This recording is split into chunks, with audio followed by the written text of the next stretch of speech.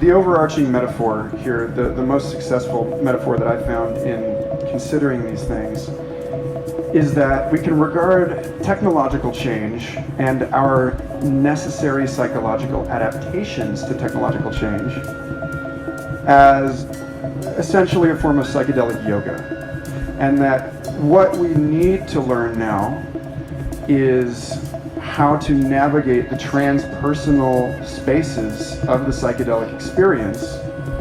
so that we can be properly prepared as a species and as a planet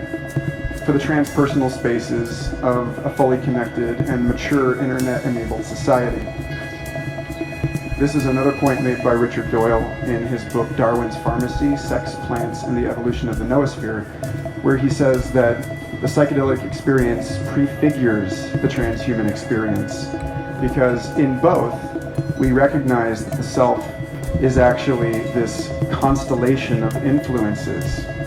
and that there isn't this clear inner and outer, but that there is this fractal boundary between self and other, and that the more closely you examine it, the more convoluted it becomes.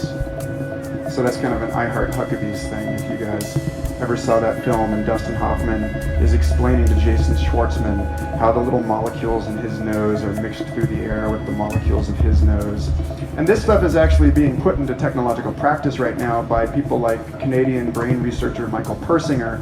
who recently co-authored a paper where they took helmets with magnetic coils in them that Dr. Persinger has been using for years to stimulate religious experiences in his clinical subjects. And they induced similar states of consciousness in two video gamers in two separate rooms, and demonstrated that the gamers were running through these video games and scoring the same points at the same time, and that by stimulating similar patterns of electromagnetic activity in the brains of these gamers, they believed that they were inducing a state of quantum entanglement and therefore technologically induced telepathy. This is not the gross manipulation of the brain with a brain control computer interface, like the China to Brazil transfer of visual cortex data that was spoken about earlier today.